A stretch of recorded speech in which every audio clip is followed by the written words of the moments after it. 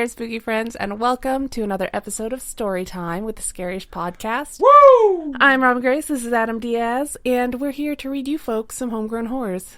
Why don't you tell us what those are, Adam? Hello. Homegrown horrors are the wonderful stories that the listeners and viewers have sent in to us to read to you all. And we sincerely appreciate any of those stories we get. The stories include things like paranormal, supernatural, spiritual, spooky, sometimes coincidental, sometimes true crime, and of course, sometimes about sinkholes, because we covered that today. It's pretty cool. I thought it was fun. I thought we had a really good episode, to be honest. You did sinkholes. I don't even remember what I did anymore. I think it was hacked devices, but who knows? I think someone hacked the mainframe of my brain. But if you have a story like that, where can they send it, Robin? You can send it to our email, storytime@scarish.com. You can also go to our website, scarish.com, and then we have a contact us page. You go through all that fun stuff on the contact us page, and it emails it to us that way. We also have a whole bunch of different social medias, you know, the typical, not like new ones, like Facebook. We got Instagram, we got Twitter. So yeah, you can feel free to slide into our DMs. Please do. We sincerely appreciate all the stories that come our way. It 100% is us responding to you, by the way. I think people think it might be like a social media manager or something like that. Nah. It's us, dog. We can't afford that shit. It's funny, though, when at the beginning of the conversation, it'll be me, and then it'll switch to Adam halfway. Or vice versa. And you can totally tell which one's which, because we talk so differently. It is hilarious. We appreciate it when you folks reach out. It is always so nice. So we're going to have 4 stories from the wonderful listeners we are going to be reading you tonight. Are you going to be going first, or am I going to be going first? You go first. Okay, so I'm going to jump into our first story of the evening, and this one's subject is Strange Sounds in the Night. And it starts out like this. Greetings and salutations, dear Adam, Robin, and Spooky Mom. Salutations. Greetings and salutations. That's the greeting, I'm pretty sure, from Demolition Man, a movie that I love. I didn't think this story was long enough or scary enough for the podcast, but if you think it is, feel free to read it. So I will say Spooky Mom gave the thumbs up on all these stories. She said they were really good, so it passed her, and therefore will be on the show, especially since I'm already reading it. Last night, I was laying in the dark, reading in bed. Husband was asleep. Now, I take care of my mom, who has dementia, but her bedroom is all the way down at the end of the hall at the back of the house, and the master bedroom my husband and I sleep is at the front of the house. The spare bedroom is right next to the master. If you are standing facing the master bedroom door, the spare bedroom door will be immediately to your left. We only use it for storage. Nobody sleeps in there. We have a baby gate just past there so that my mom doesn't go wandering around in the middle of the night while everyone is sleeping and go outside and maybe get lost. I've seen too many reports of missing dementia patients who have wandered away from home, so I'm overly cautious, as a lot of caregivers are these days.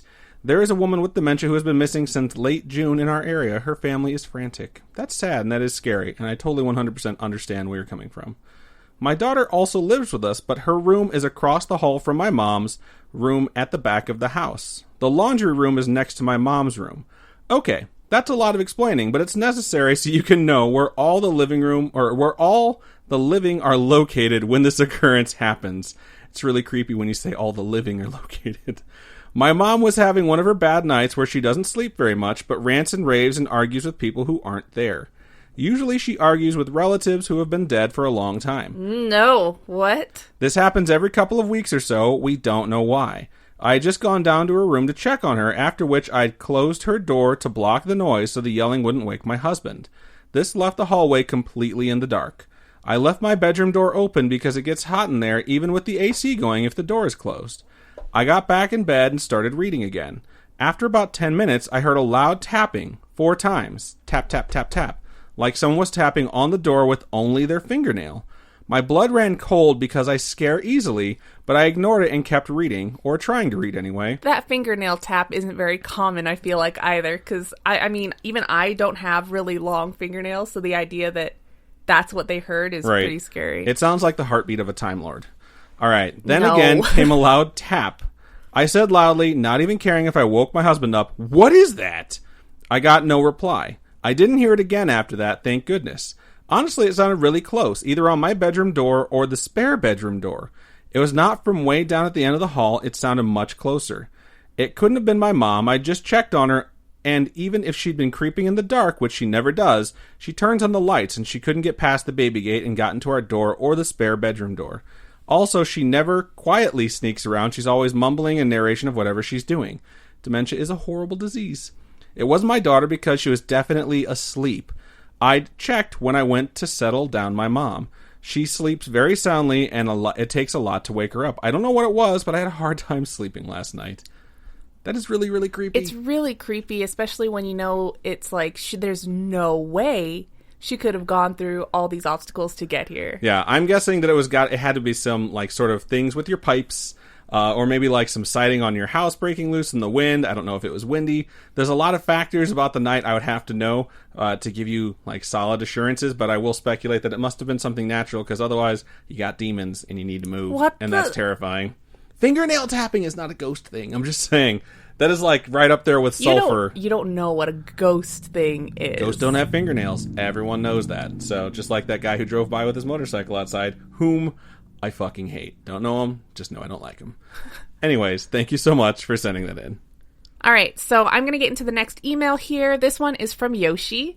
Probably not their actual name. I don't know. But it goes, "Hi, Adam and Robin." Hello, that's us. Welcome. I just stayed at a cabin in Petit Manan, Maine. Probably said that wrong.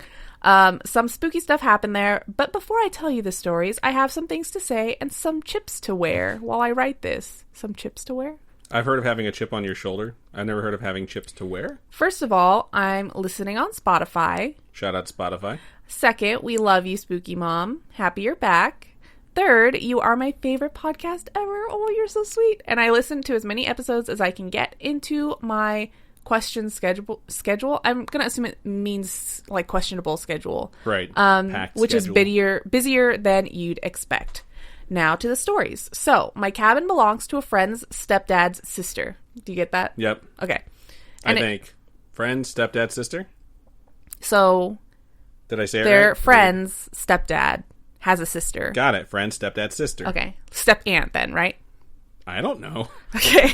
I'm just trying to repeat what was said in the email. That's all right. So, it was built in, God, I don't even know. I think it was around 1900. That's over 100 years ago. That's correct.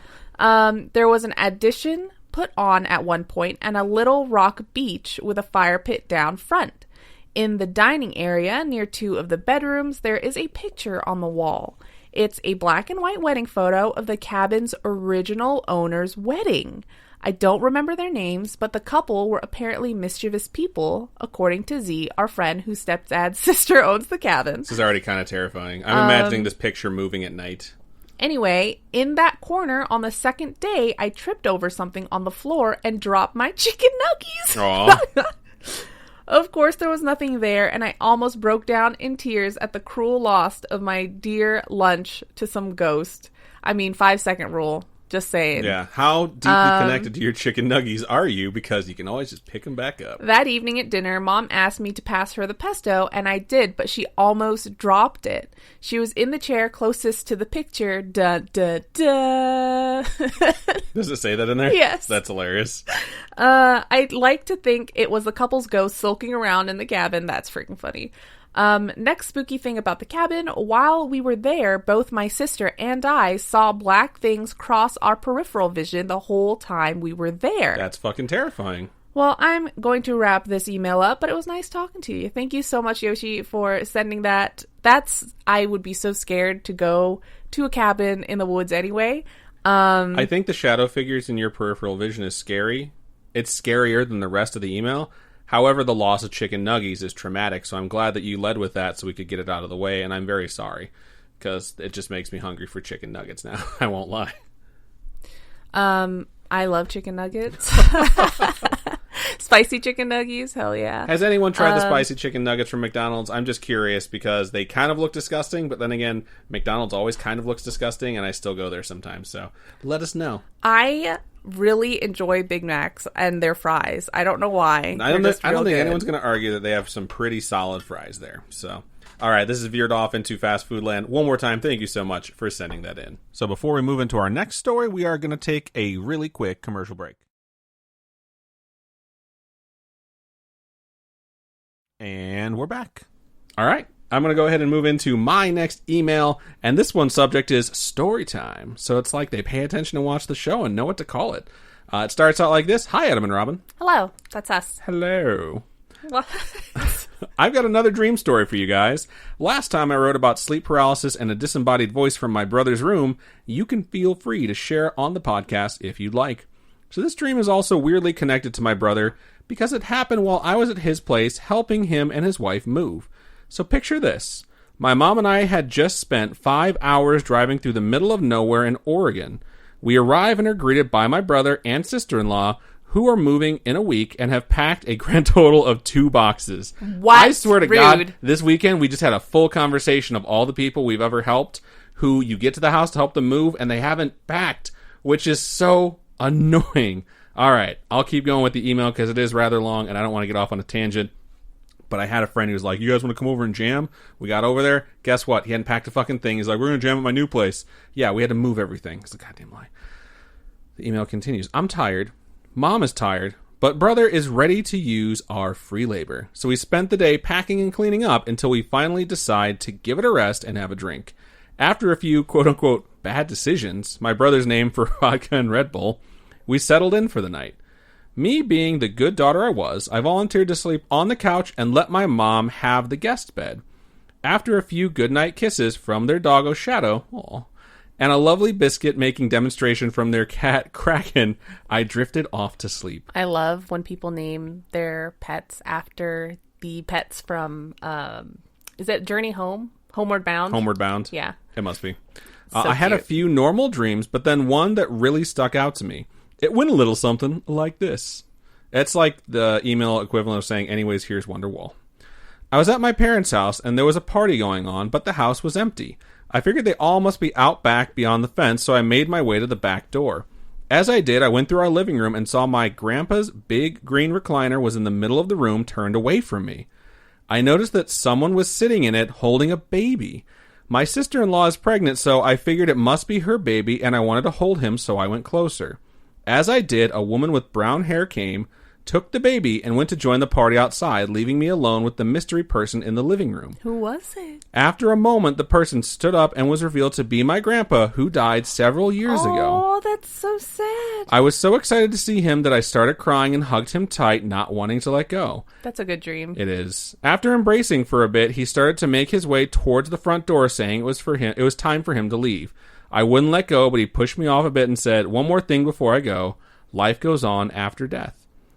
Then the room filled with a bright, almost golden light, and he left out the front door. When I woke up in the morning, I told my mom and siblings about my dream since it was my mom's dad who I saw. She was very touched and convinced that he came to visit me. We didn't talk about it much after that until my mom and I got home and she asked me to tell my dream to my dad. I obliged and he decided to call his sister, who is a psychic medium, and get a dream interpretation. That's convenient. It is convenient, and on behalf of, like, your dad's sister, I imagine she's like, you know this shit's not free, right? Like, stop calling me. I was reluctant just because I didn't feel like talking to my aunt, lol. God bless you. Once she heard the whole thing, she offered up this interpretation. The baby I saw was in fact my soon-to-be nephew, whose soul was not yet attached to a physical body. The party that was going on was my family on the other side celebrating a new life coming into the world, and either my grandpa or the brown-haired lady was to be his guide through life. She also said that the reason I was visited was because I was probably the most spiritually open member of the family, so it was easiest to reach me. But one thing I still don't quite get is why was it my grandpa who visited me? Why not someone else? In life, we didn't exactly have the best relationship, especially towards the end. Sometimes, jumping out of it, I think that's exactly why. I think sometimes it's like we didn't have a good relationship while I was alive, but I actually really, really cared about you, and it was just something where sometimes parents or grandparents don't know how to show their affection to their grandkids or anything like that. It's like, just want to pop in and say hi. And on top of that, like, there's still more to go in the email, and this is my interpretation of it in the middle of it. But yeah, I think it's pretty evident by the fact that when you saw him, you ran over there and didn't want to let him go. That, like, just because you didn't have a good relationship at the end didn't mean that you guys didn't love each other, and he clearly understood that too. It continues. As I got older, he wasn't very nice to me, and I resented him a lot for getting sick and putting my mom through so much. But the more I've had time to reflect on this dream, the more I appreciate the opportunity to reconcile with him, even if just in a dream. And I especially appreciate those words of comfort he gave me. Life goes on after death. Keep on creeping on, your spooky friend, Claire. P.S. I've attached pictures of my omen babies, MEI. Is that Mai or May? May, Kraken, and Shadow, who is the most photogenic of the bunch. I don't have them on this email, but I saw them when I sent them to Spooky Mom, and your pets are absolutely adorable, and I want to cuddle all of them. So thank you so much. I just want to cuddle pets in general. Thank you so much for sending that in and sending in pictures of your pets. We get a lot of emails that are like this, with people that find some sort of closure or have someone that reaches out to them in a dream that they miss, you know? And I think it's really wonderful, and despite being from various backgrounds, all the people that send them in have these really profound moments in their dreams that mean something incredible to them. And you could be from any type of religion or any place all over the country or all over the world at this point. And we've realized just by doing this show that people have things like this happen to them a lot, you know? And I think it's really special. And thank you so much for sharing that with us, because that's something that a lot of people might play close to the vest, but you decided to send. And it encourages other people to share those moments that were really special to them. So I will say, I've mentioned on the show before, I had a dream like that with my grandfather, and I was so happy to see him. He had a baby? My grandfather's dead, okay? No, Pause the jokes. Jesus Christ. I can't say that thing, but you're going to make fun of my dream. But yeah, I was so upset because he was speaking to me in Spanish, which I don't know. But somehow in my dream, he was speaking Spanish, and I could recognize words, but I couldn't talk to my grandfather, which is one of my bigger regrets, is that I never learned it, because I was in 7th grade when he died, you know? So, like, in my dream, I was, like, so upset, I just started crying, because I couldn't understand what he was saying. I was like, I'm so ashamed of myself right now. And so, yeah, now you can go ahead and make your silly jokes. Oh. We appreciate you sending that in. All right, so this is going to be the last email of the episode, and it goes, "Hi, Robin and Adam." Hello. Hello, that's us. I feel like I said that every episode. So my name is Kate, and I love your podcast. Thank you so much. This may be long or TMI, so you can decide to read it on the show or not. If you're still doing that, I'm a new listener, and I've started from episode 1, so shrug emoji. We still do that. I've been trying to write this email for quite a while because I often think in circles, so I need to edit my writing a lot. But I really wanted to tell you guys about it. So here we go. There's nothing wrong with taking a little bit of time because you're editing. Like, I say that as someone who has written a lot of stuff in my life. Around when my older brother was born, my mom adopted a cat. This cat was super awesome and helpful and actually saved my brother's life once. Wow. That is cool. I have this thing where I feel like having a kid, you just have to get a pet for that kid. Right, I totally agree. But not everybody does that, obviously, and you don't have to do that. So a year later, my mom had me, and her cat decided I was her favorite. That's really cute. She would watch over me and follow me around and just really liked me. When I got a little older, I started picking her up, even though I basically had to drag her.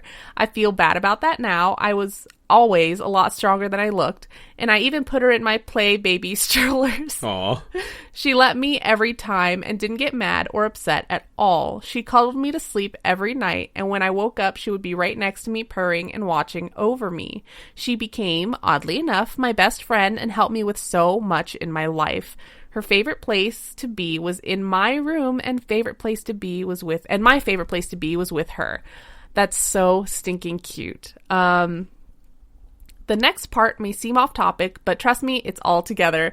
When I was a little kid, I had a ton of random superstitions I made up out of nowhere, and to this day, I still believe in some of them. That is crazy. We've heard that a couple of times in the last couple of weeks, I think. One was that I was never allowed to show/read or lose a fortune cookie fortune, and so I still have all of them in a little box. That's adorable. That is so stinking cute. I'm pretty sure I had that one too, but I didn't take it too seriously. Well, anyway, one of the things I believed is that a part of some/maybe all people's souls have been split in heaven, and that at certain specific times, God turns those pieces into hearts and makes an animal with it. Aw, so it's like you're finding a piece of your soul in something else. That's so cute. I still honestly believe that, and I also believe that Cleo, the cat mentioned above, had a part of my soul in her. All right, so here's where it gets sad. Oh, no, sad. No, I knew this was going to happen. Stories. No, I can't. Okay. Oh, no. Sad pet stories always get me. The last year and a half have been the worst, most traumatic year and a half of my life. And you guessed it, it all started with having the decision to put my cat down. She was very old and she had lots of problems that I needed to take care of before. We went to the vet the last couple years of her life and spent thousands of dollars to keep her healthy and happy. Then her body finally started to shut down. She stopped drinking water and eating food for a day and a half, and my mom thought it was time. My parents said I had to make the decision, though, so I wanted her to go the happiest she could and decided that it would probably be best to put her down. That's so freaking sad. Yeah. Oh my God, I don't even... Sometimes it's the right thing to do, though, and you eventually get to the point where you realize, like, they're in a lot of pain. Let's go ahead and let them pass, you know? And I had to do that with my dogs growing up as well. I still cry at night when I think of her, and honestly, it feels like a part of me died. I know she was just a cat. It's never just a cat. But I felt like she was my best friend. Yeah, I think pets become a part of your family. They're and absolutely a part of your people, family. And I just... When people come over and they, like, shoo the cat away off the couch, I'm like, she lives here, fucker. You don't. She sits wherever she wants. After that, my great-grandmother started getting sick and had to move in with us. My grandfather had to be hospitalized. He was given too much chemotherapy treatment for his cancer one day that he seemed to be beating, so it had poisoned him. That is awful. My grandmother moved out and caused a whole family uproar. My grandfather died. Oh, my Lord. I have happy, cool stories about that one week where we were all in the hospital basically watching him die. If I want, I can send them next. If it is therapeutic for you to send them, absolutely do. If you don't want them shared, we won't. We'll just engage with you and reply to you. But if you think it's something that other people would benefit from hearing, we will share them. So, it continues. That sounded weird, but trust me, it's not. After I graduated high school, we found out my mother had breast cancer. This is all such awful stuff. It's a lot to deal with. Ever since July of 2019, I've been with her, going to appointments and helping with everything I can for her. Now that she's almost done with it all, she's cancer-free now, by the way. That's amazing. I'm in this weird place because I'm waiting to take my last test to get my cosmetology license, but it's not available until further notice because COVID. Virus and stuff. So lately, with this free time, I've been working on my mental health with myself, and I've found out some things I do that I didn't realize I've done all my life, and it scares me. So I disassociate and basically black out my memory, so I can't remember some stuff, and sometimes I'll get triggered and remember little traumatizing things I blacked out on a while ago. All right, so with all of this, in just the last couple of weeks, I've been waking up and seeing Cleo on my bed, which is the cat. I've been seeing her jump on the couch behind me out of the corner of my eye. I've been hearing her run around and play with her toys in the middle of the night, just like she always did when she thought I was asleep. It makes me really sad when I realize there's no way it could be her because I watched her die, yet it's so real. I can really see her or hear her purring or feel her super soft hair. I feel like it might be God sending her back down here and there because maybe she went too early or maybe she misses me or I miss her too much. I don't know, but I thought I'd write and share. I hope you like my story. Anyway, on a happy note, I love your podcast, and I even told my best friend about it, and she loves you guys too. She has a ton of stories, and I think she wants to write as well. I also tried to attach a couple pictures and a video of her trying to get some food that was in my hand, of Cleo being cute. I don't know if it worked. I can't see it in this email, but maybe the original email that you have might have totally it. Check it out. So we'll check it out. I think animals are special in that their spirits are special, and I feel like even after they die, you know, there's so many people that say, like, I felt something brush against my leg. I felt something jump on or my jump bed. on the bed. I think pets are like guardian angels. I think that your cat knows you're having a rough time, and it's just somehow made its way back to you to be like, hey, everything's going to be okay. And sometimes you just need to hear that, or you just need to feel that come from somewhere. So I don't think it's at all preposterous. And what I sincerely believe, and I don't know if this is the theme of some Disney movie I haven't seen, but I think pets get reincarnated and come back into your life. I'm pretty sure the 2 dogs I have right now are the reincarnations of the 2 dogs I had growing up. I sincerely believe that. They act so much like them. And our corgi, who has boundless energy and is filled with love and is super healthy, knock on wood, acts so much like the dog I had growing up that got hit by a car when she was like 3 and had health problems for the next 13 years. And I think it's like really cool to see and feel like that, because I look at her and she's in this new, happy, healthy body, and she is the most like grateful, loving dog of all time. And I think that's what happens. So I don't think any of the things that you're feeling here are outlandish at all.